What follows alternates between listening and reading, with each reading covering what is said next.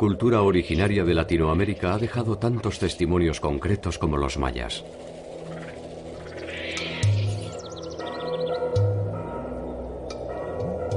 Ninguna ha ofrecido con tanto detalle su propia versión de la historia.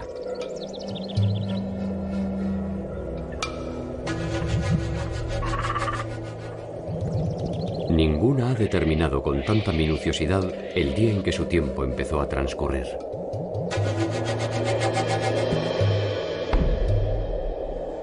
Ninguna ofrece tantos misterios e incertidumbres.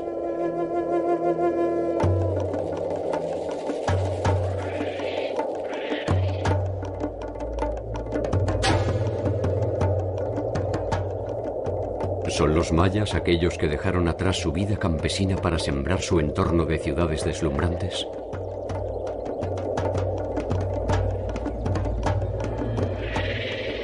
¿Son los mismos que abandonaron esas ciudades? ¿Son los que se enfrentaron entre sí hasta acabar con sus breves predominios? ¿Son los que resistieron la dominación española? ¿Son los que se refugiaron en la selva para intentar una nueva versión del mundo cuando ya no había más mundo?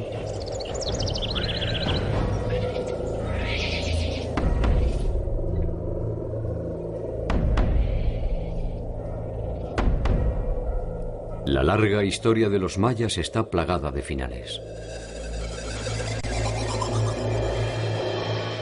Su particular forma de ver el mundo también. Sin embargo, hasta el día de hoy, la cultura maya está tan viva y dinámica como en sus orígenes.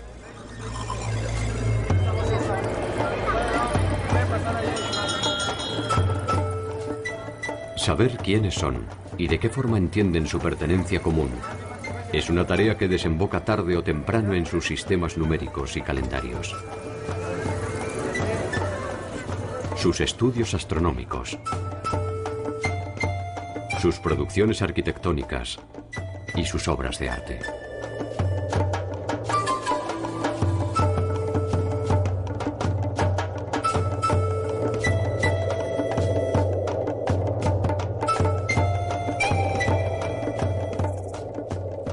¿Son los mayas la suma de todos estos pasados?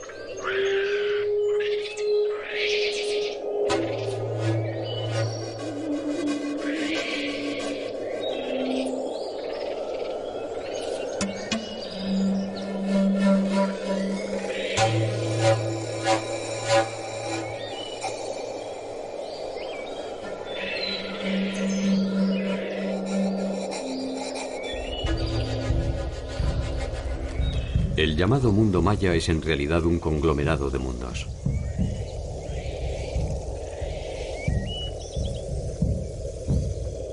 Constituyen en conjunto una unidad tan diversa que difícilmente se pueda estudiarlos sin descansar en sus diferencias.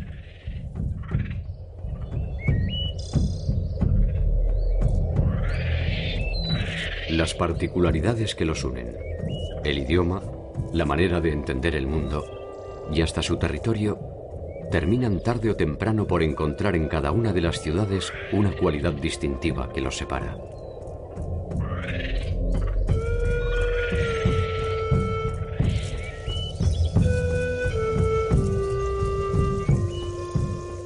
Tal vez lo que los une no sea más que esa voluntad indeclinable de no ser siempre los mismos.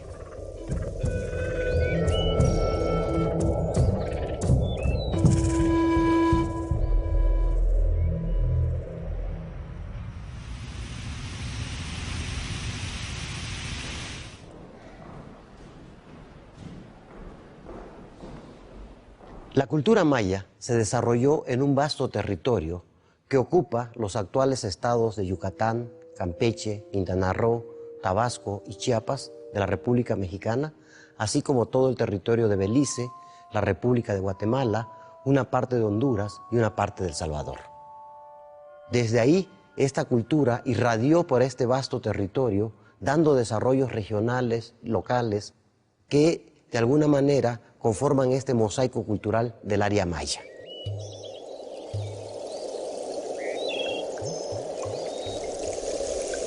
La región que ocupaban los mayas ofrece registros de vida humana desde al menos 10.000 años atrás.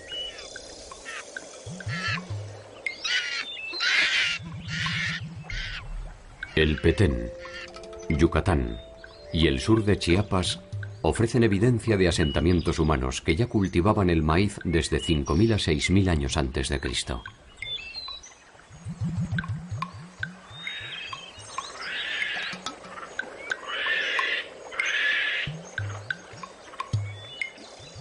Sí sabemos que toda esta región estuvo habitada desde muy temprano. Lo que no sabemos es si estos grupos fueron de un origen maya o eran otros grupos que fueron desplazados por una posterior colonización del área por grupos ya hablantes de una lengua maya.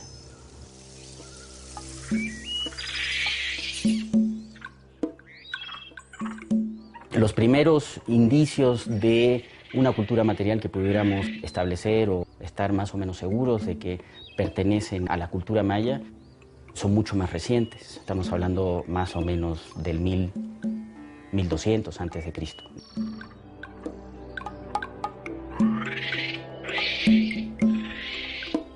Estos primeros asentamientos permanentes corresponden a núcleos de pueblos agricultores con escasa población y un desarrollo arquitectónico limitado.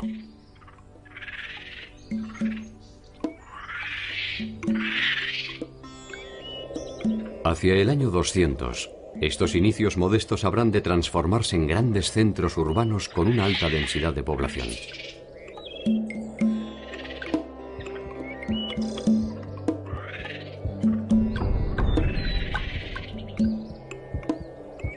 Los mayas nunca constituyeron una unidad política conjunta.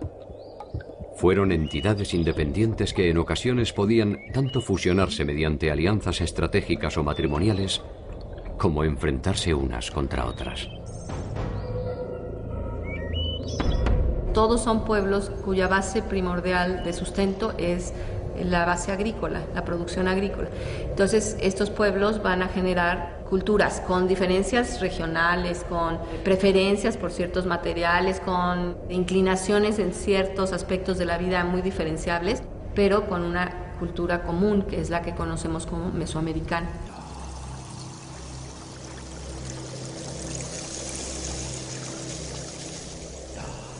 Entre las tantas diversidades que definen la unidad maya, hay un territorio común gobernado por el lenguaje.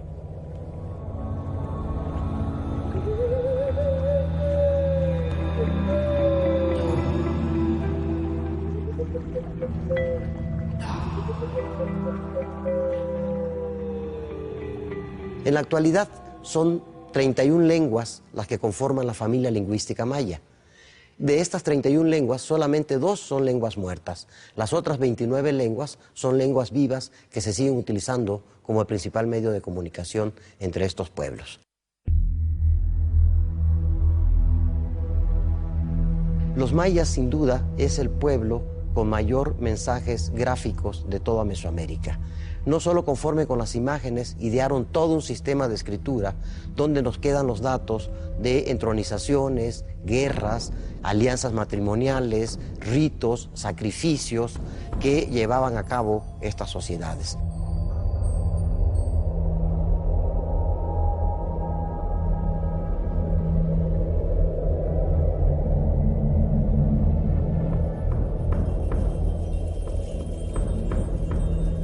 Los glifos son la unidad mínima de escritura maya.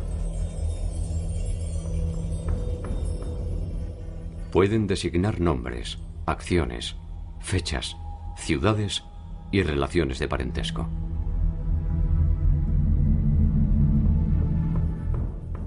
constituyen un sistema que permite escribir diferentes palabras mediante su combinación.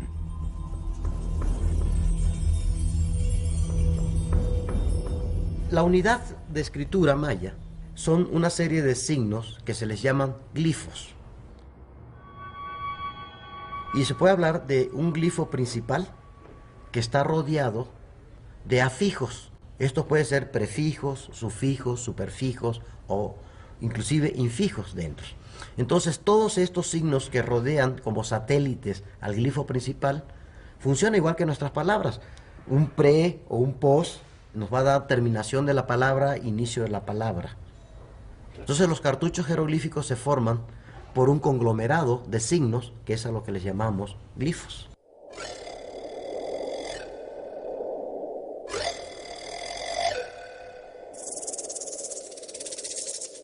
Con este sistema pudieron escribir todo lo que podían hablar, no tuvieron ninguna limitación de expresión.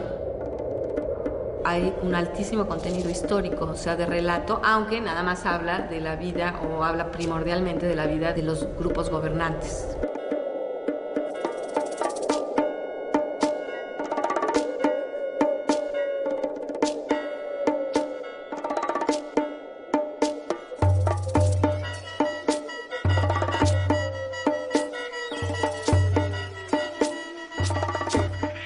Durante mucho tiempo se pensó que las ciudades mayas eran centros de carácter ceremonial y cívico,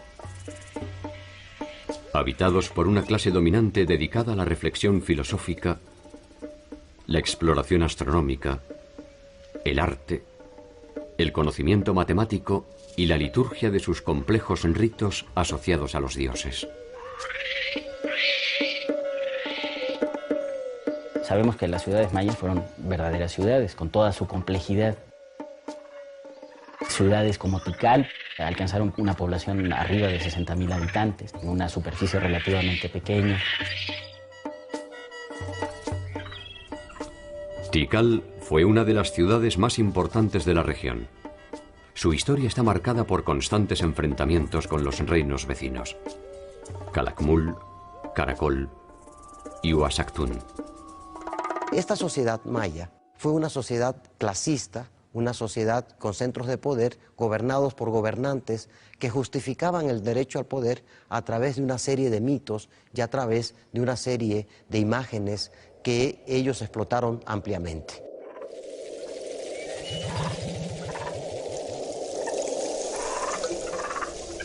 A medida que el poder de Tikal se expandía por la región, sus relaciones comerciales y políticas se extendieron y no tardaron en encontrarse con otro complejo centro de poder: Teotihuacán.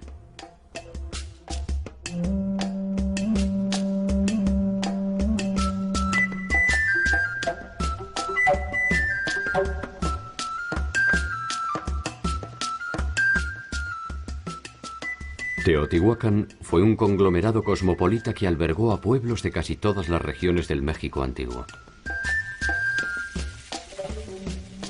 Las relaciones entre Teotihuacán y Tikal son complejas y ofrecen también material para la polémica. Para algunos, Tikal fue sometida por los teotihuacanos. Para otros, la influencia teotihuacana se redujo a una participación en las intrigas de sucesión de Tikal.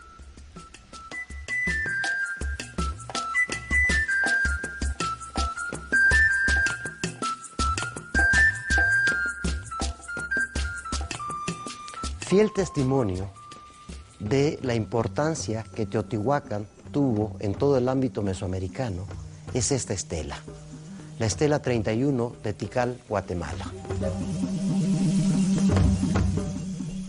La estela 31 nos permite reconstruir eventos trascendentes que intentan explicar estas relaciones. En el frente nos muestra el gobernante Siyah Chancahuil. Este gobernante, al parecer, es hijo de padre teotihuacano.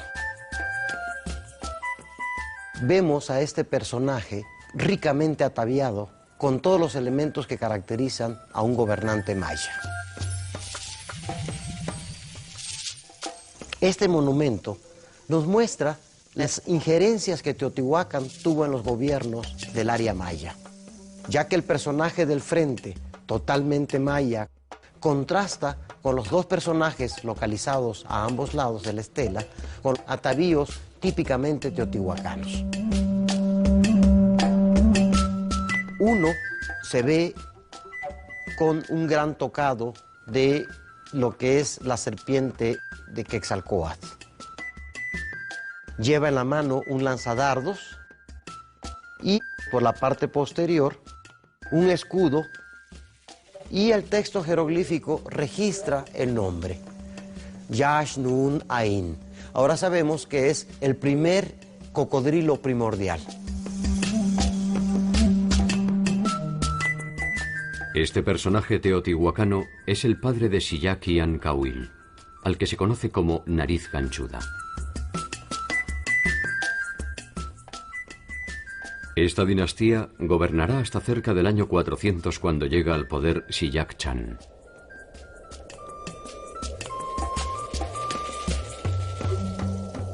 Xillac-Chan es un heredero directo de los linajes originarios de Tikal y lleva a la ciudad a un nuevo esplendor apoyado en las antiguas tradiciones.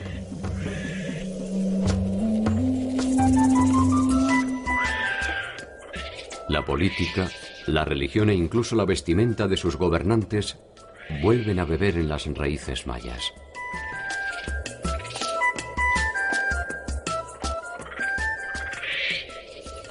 También se reinicia con él la larga disputa por la hegemonía territorial que enfrentó a Tikal con Calakmul y Caracol, entre otros. Como ninguno de estos pueblos llegó a tener suficiente poder para conquistar a todos los demás, entre ellos se dio un notable hecho que tendría beneficios enormes para las aportaciones que esta cultura daría al mundo, sobre todo en el aspecto artístico.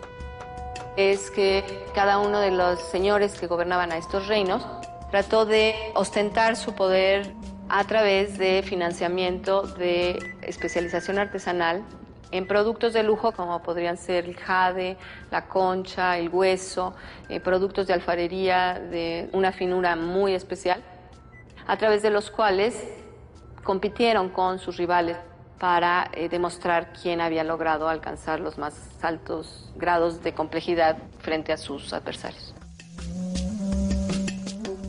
Estas producciones serían las únicas supervivientes de la contienda. Hacia el año 800, la mayor parte de la población ha abandonado su área de influencia y el poder de sus gobernantes se ha debilitado.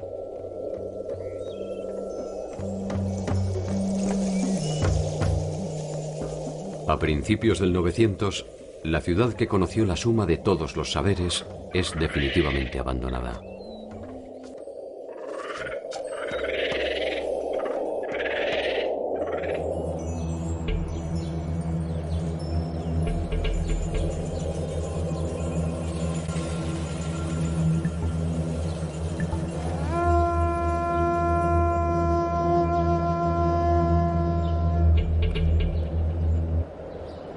En el área mesoamericana existen más de 800 espacios destinados al juego de pelota y al menos 12 variantes de este juego.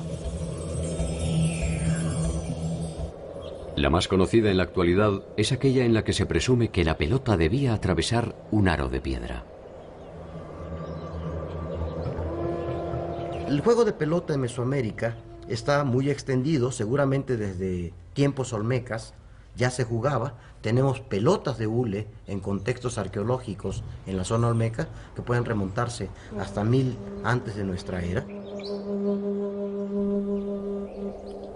Las canchas de pelota están compuestas por dos edificios paralelos que delimitan un patio central, orientado generalmente de norte a sur, de manera tal que los equipos que se enfrentan lo hacen en dirección este-oeste. El sol salía en uno de sus extremos y se ponía en el contrario.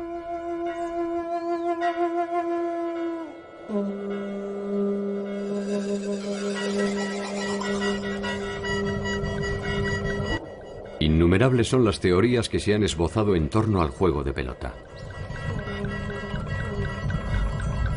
Se sabe que forma parte de una ceremonia ritual que culminaba casi siempre con sacrificios humanos.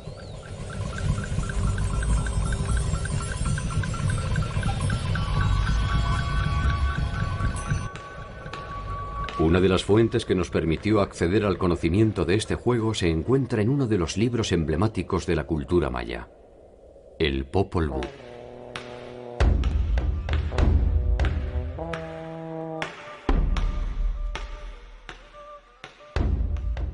Es un texto escrito en quiché, que es una lengua maya, al parecer escrita o registrada alrededor de 1544 en el pueblo de lo que actualmente es Chichicastenango, en Guatemala, que recoge una tradición oral largamente repetida de padres a hijos, que era transmitida por generaciones entre todo este pueblo.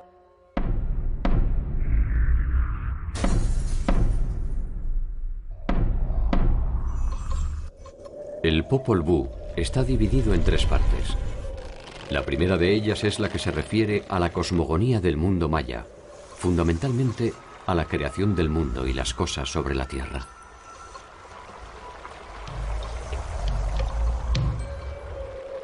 Allí está presente el juego de pelota a través de un enfrentamiento entre 2 héroes míticos,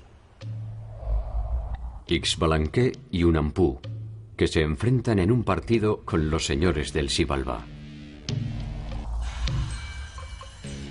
Xibalbá es el nombre con que se identifica el inframundo, el reino de los muertos en las profundidades de la tierra.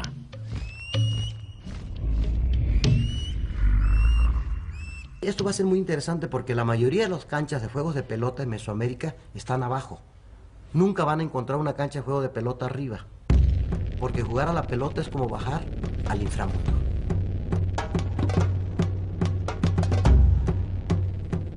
El partido se define con la victoria de Unampu e Ixbalanque, que son sometidos a una serie de pruebas en las cuales logran sobrevivir recurriendo al ingenio y a la magia, venciendo incluso a la misma muerte.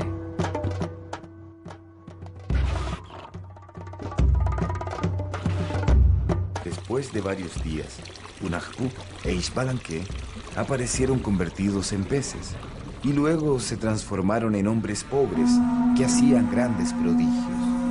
Se mataban uno al otro y se resucitaban. ¡Qué asombroso! Sacrifíquennos a nosotros también. Sacrifiquémoslos, pero no los resucitemos. Y así fueron vencidos para siempre los señores de Xibalbá.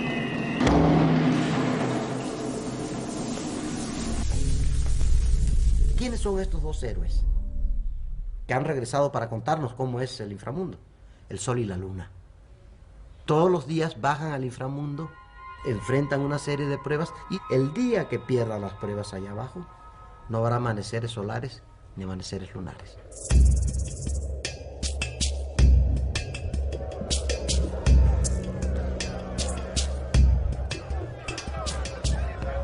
El juego de pelota tiene una importancia ritual.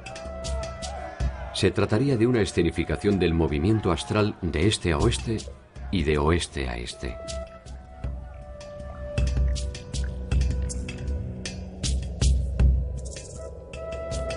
Numerosas imágenes lo asocian al rito de decapitación. Y la gesta de Ixbalanque y Unampu ha llevado a pensar que la victoria era coronada con la muerte.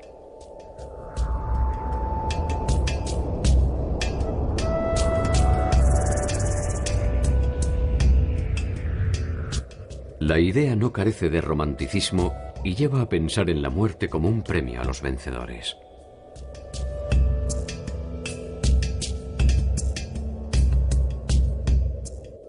El dilema en torno a quiénes eran los sacrificados resulta trascendente porque compromete una visión a propósito de la delgada línea que separa la vida y la muerte en la concepción maya.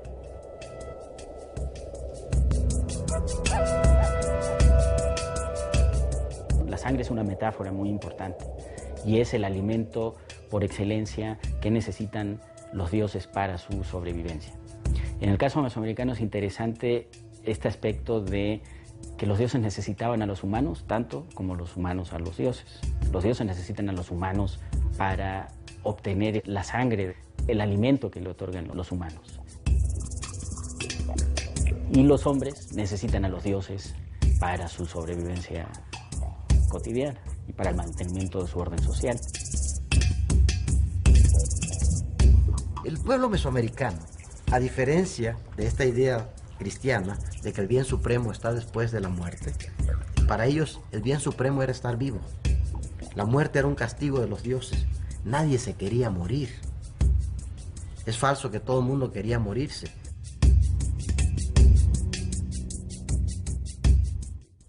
La muerte pública es una manera de establecer jerarquías. El que mata y el que muere.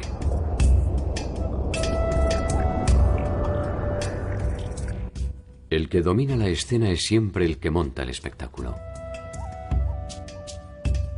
Una de las actividades más comunes de los gobernantes son estas batallas para capturar guerreros importantes de otros señoríos, unidades políticas, para ser sacrificados en sus ciudades.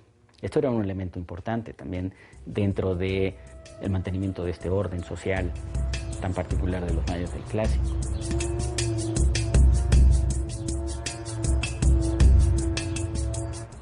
Muerte y espectáculo. Esta conjunción no ha perdido sus efectos. El circo romano, las ejecuciones públicas, las corridas de toros y el renovado ritual de la muerte impúdica al que nos convocan diariamente las pantallas de televisión. Eran espectáculos masivos donde se combinaban aspectos rituales, por ejemplo, ciertas épocas, ciertos momentos en el calendario ritual anual para celebrar eventos circunstanciales, una gran victoria, por ejemplo, sobre un enemigo determinado, y también servían para propiciar el beneplácito o el interés de los dioses protectores de esa comunidad.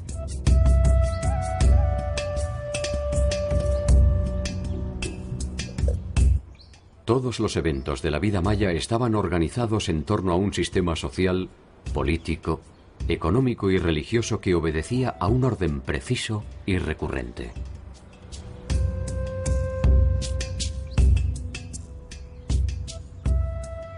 Un orden que podía ser registrado cronológicamente mediante un mecanismo tan sofisticado como imaginativo. Todos los pueblos mesoamericanos compartieron un mismo sistema de registro y ordenamiento del tiempo a través del manejo de dos calendarios, que toman nombres distintos de acuerdo a las culturas, pero que funcionan de igual manera.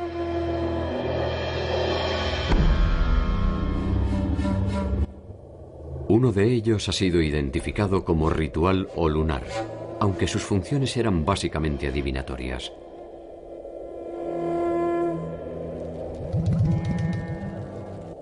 Estaba compuesto por 260 días, divididos en 13 segmentos de 20 días. El calendario de 260 días es un calendario que no tiene un referente astronómico. No se sabe realmente qué representa. Lo interesante del calendario ritual o religioso es que servía para darle nombre a las personas. Pero también algo interesante era tu signo, tu destino. Era como una especie de zodiaco. Y de acuerdo al nombre numeral y el nombre del día, podían decir si su destino era bueno o mal. Incluso las fuentes españolas registran que a veces se hacían trampas cuando el niño había nacido en un día muy malo. Los sacerdotes trataban de convencer a los padres de darle otro nombre calendárico, de manera que tal vez podían despistar al destino.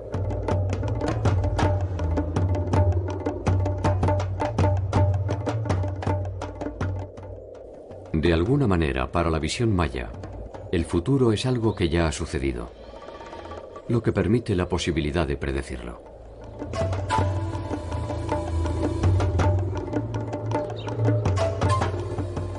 El tiempo forma parte de un ciclo que se repite, y la regularidad en la trayectoria de sus astros confirma esa recurrencia.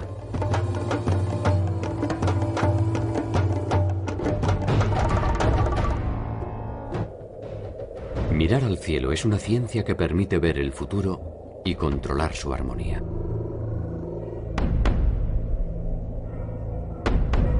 Este calendario era combinado con otro calendario que es el calendario solar.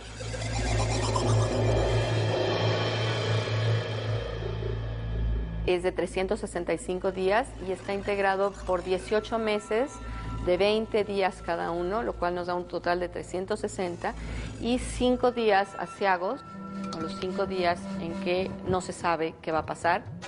Nada más es para cumplir el ciclo solar y que el Sol vuelva a salir en la misma posición al inicio del siguiente ciclo.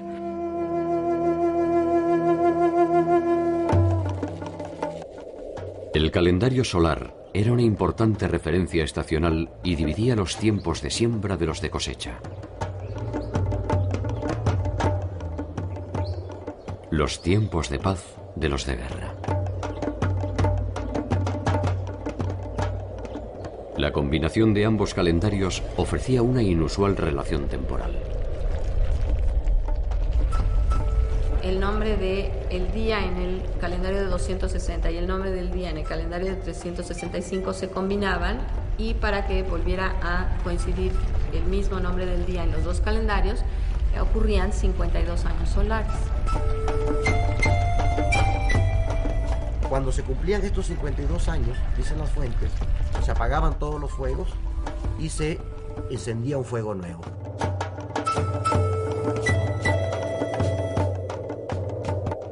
Este tiempo histórico se medía mediante el establecimiento de una fecha era: el inicio del tiempo maya.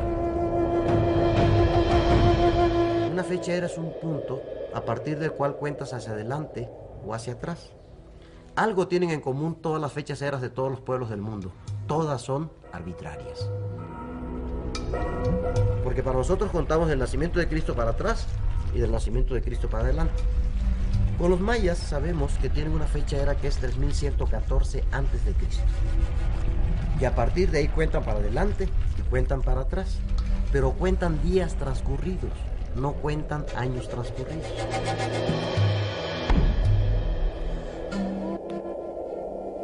Esta posibilidad de otorgar al tiempo un carácter lineal se basa en un concepto matemático desconocido por la mayor parte del mundo cuando ya era utilizado por los mayas. La noción del cero.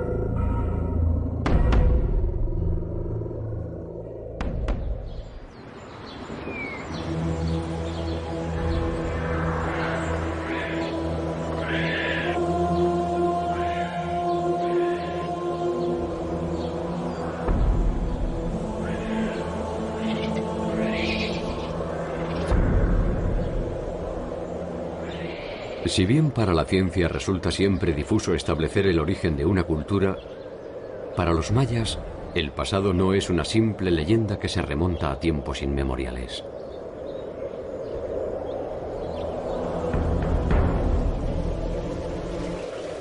Su historia tiene un inicio mediante una fecha cierta, que fue rigurosamente documentada gracias a uno de los sistemas numéricos más complejos de la historia de la humanidad.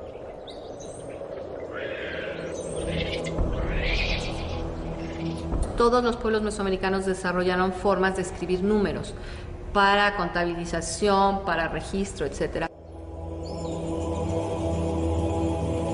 Solo los mayas llegaron a un aporte que es notable a nivel mundial, que es la invención, no deberíamos decir del cero, porque el cero es la forma que toma en el invento hindú, que pasa a los árabes y llega a nosotros, sino de lo que le llaman el completamiento. Lo que es en esencia es darle valor posicional a los números. Pues son las variantes de cabeza de los números. En lugar de poner 8 con una barra de 3 puntos, pongo esta cabeza y es 8. ¿Cuál es la característica de este sistema? La simplicidad, lo sintético. 3 signos usan: puntos, barras y el cero. Y con esos 3 puntos, con esos 3 signos, puedo hacer los mismos números que hacemos nosotros con nuestro sistema, que usa 10 signos distintos. El número 0 se identificaba con el símbolo de un caracol. El punto identifica al número 1 y la barra al 5. La combinación de estas barras permite llegar hasta el número 19. Cada uno de estos números ubicado en una posición determinada permitía infinitas combinaciones.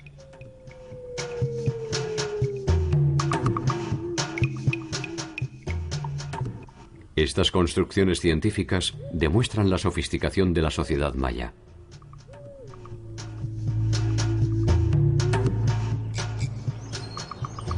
Sus ciudades son otro de los ejemplos paradigmáticos de esta complejidad. Palenque es una de ellas.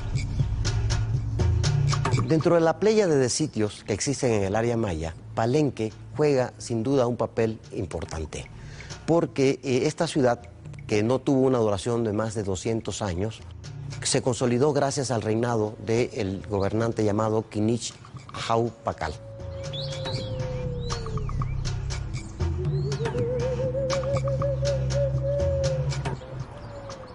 Para quien visite la ciudad en la actualidad, resulta difícil comprender que tanta belleza es producto de la impronta de un solo hombre. Kinich Hanap Pakal tomó el poder a los 12 años y creó una ciudad vasta en conocimientos, quizás de todas las ciudades del área maya. Los textos más largos donde tenemos mayor literatura es en Palenque. El reino de Pakal duró por lo menos 2 veces y media lo que es el promedio de vida de un habitante común de la ciudad de Palenque. Toda su primera parte de su gobierno estuvo dedicado a la reconstrucción de su ciudad, a expandir el prestigio de su ciudad, a reconstruir las redes sociales destruidas por este momento delicado en su historia, y por lo tanto es un gran arquitecto, un gran innovador en el aspecto arquitectónico.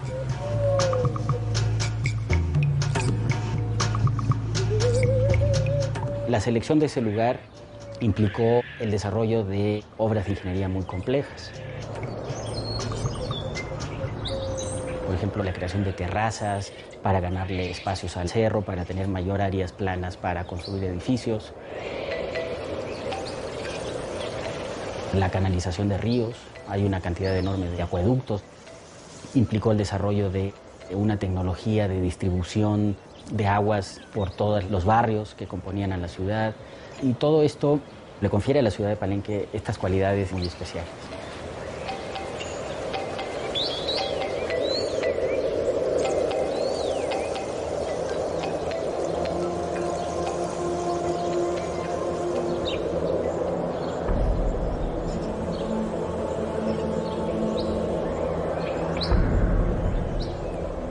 El templo de las inscripciones es la morada final de Pakal. Él mismo construyó ese templo para el tiempo posterior a su vida terrena.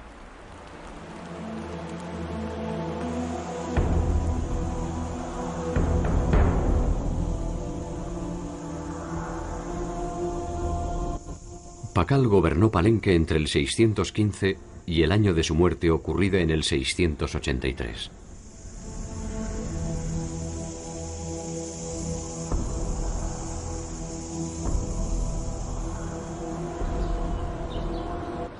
Aún después de su muerte, el templo siguió cumpliendo sus funciones y los gobernantes lo utilizaban para tomar contacto con el líder que recuperó el culto a los antepasados y profundizó la liturgia de los ritos funerarios.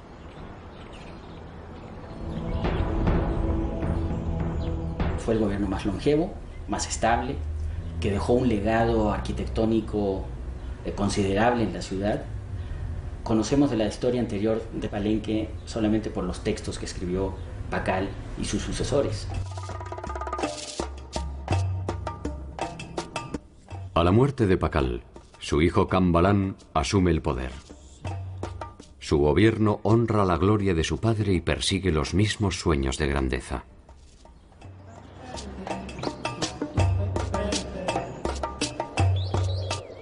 Intensifica las construcciones. Multiplica la escritura de textos históricos y míticos, consolida su hegemonía territorial y reafirma las bases dinásticas que regirán Palenque hasta más allá del 800, cuando la ciudad es abandonada. Entre el 850 y el 950 desaparecen los sitios más reconocidos del periodo clásico para las tierras bajas: Tikal, Yaxchilán, Palenque, Pomoná.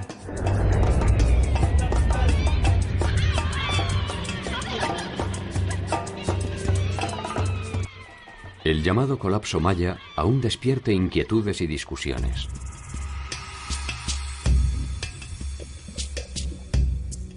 Razones ambientales, enfrentamientos, guerras intestinas, quiebras institucionales, crisis de legitimidad.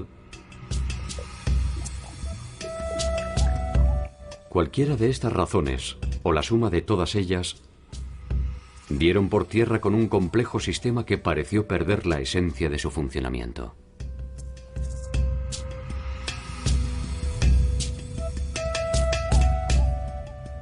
Los mayas no dejaron solo su territorio. Abandonaron una concepción política y los gobernantes dinásticos prácticamente desaparecieron, dando lugar a jefes regionales sostenidos por las alianzas políticas o juegos de poder.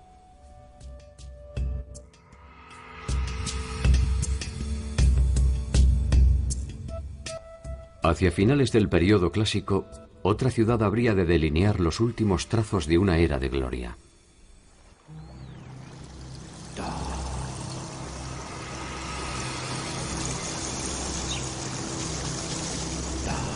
Chichén Itzá, la capital del norte de la península de Yucatán, ejerció un poder muy fuerte porque logró concentrar inclusive productos que venían desde Colombia, desde Costa Rica y desde Panamá.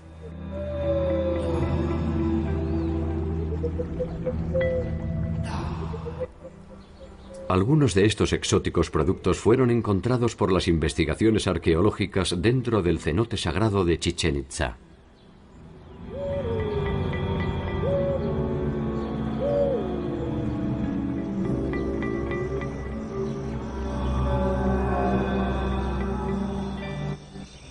Como toda sociedad sustentada por la actividad agrícola, la importancia del agua resultó trascendental para los mayas.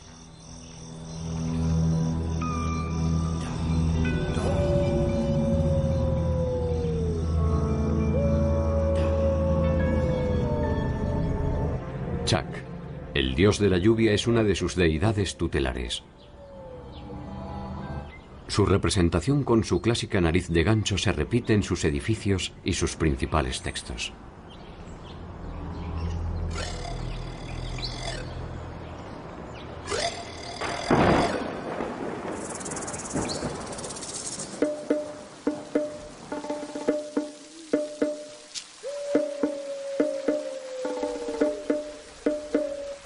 Los llamados cenotes eran reservorios de agua de lluvia que se utilizaban con fines prácticos de subsistencia.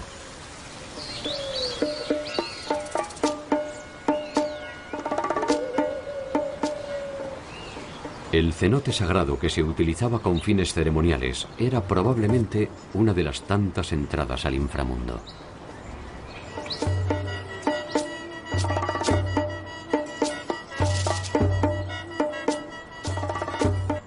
En su interior se han encontrado gran variedad de objetos y ofrendas, incluso restos humanos que permiten presumir que se utilizaban para realizar sacrificios, como lo refieren algunos cronistas de Indias.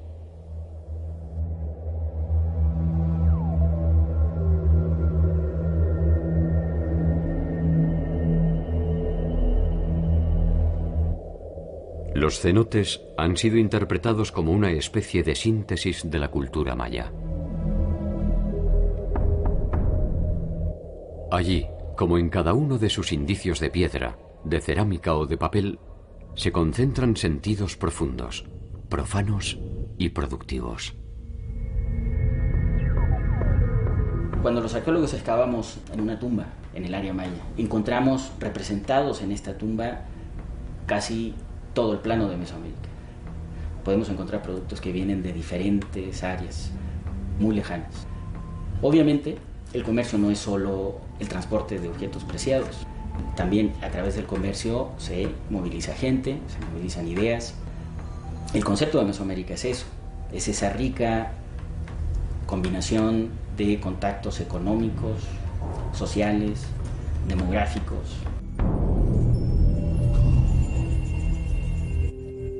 Hacia finales del primer milenio, Chichén Itzá, la capital de los Itzáes, es la ciudad más importante del norte de Yucatán. Sus edificaciones poseen una belleza y armonía singulares, y el complejo piramidal del castillo es hasta el día de hoy una de las edificaciones más significativas de la cultura.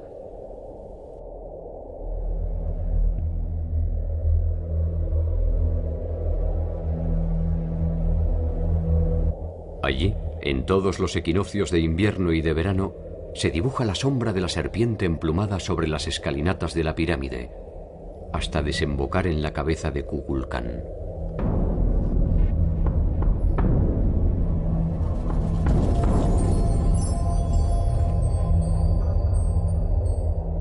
Chichén también se caracteriza por tener un contacto con grupos procedentes del altiplano central, del centro de México, los llamados toltecas, y crearon una cultura híbrida, donde vemos elementos mayas, pero también elementos del altiplano central. Aparentemente, de esta interacción entre itzáes y toltecas es de donde los primeros adoptan el culto a Quetzalcóatl, al que llaman Kukulcán.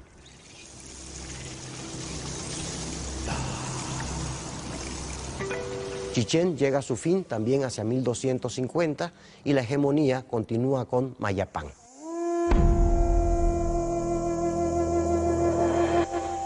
Uxmal, Mayapán y Chichén Itzá se agrupan en una alianza conocida como la Liga de Mayapán, que extenderá su predominio hasta el siglo XIII.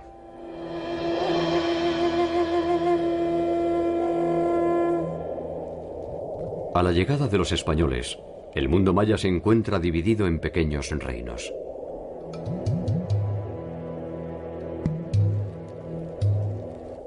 La Liga de Mayapán se ha disgregado y caciqueles y quichés disputan los retazos del tiempo pasado. Pese a la férrea resistencia, los quichés son derrotados, y más tarde corren la misma suerte los caciqueles.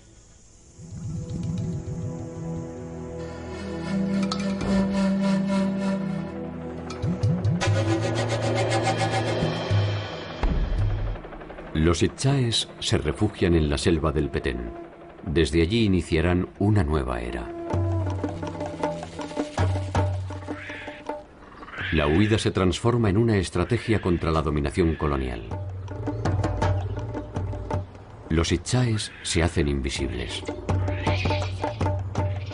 Van y vienen desde los pueblos conquistados hacia su nueva capital, Tayasal.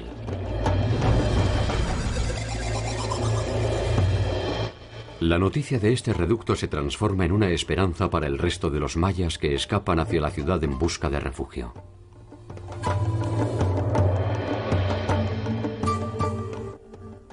Los itzáes los reciben a cambio de su subordinación.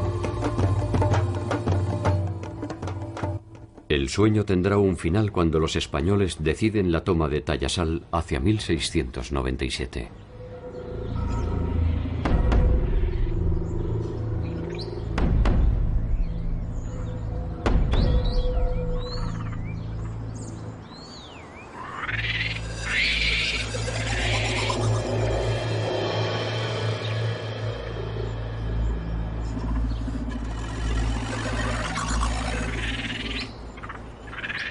Los indicios de los mayas suelen buscarse en los rastros etéreos que ofrecen sus ciudades perdidas, en sus ricas inscripciones, en sus templos monumentales y en sus misteriosas tumbas.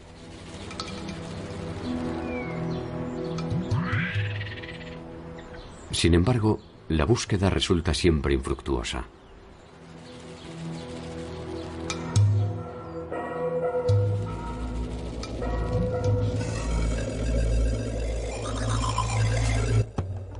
Cada descubrimiento abre un nuevo umbral de conocimiento. Y el legado maya vuelve a replantearse.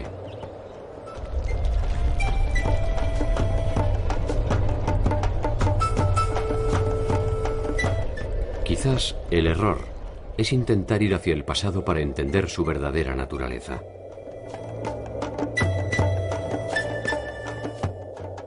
Quizás solo sea necesario esperar que la rueda de su tiempo vuelva a pasar frente a nosotros y nos permita entender que resulta inútil ir en busca de aquello que jamás estuvo perdido.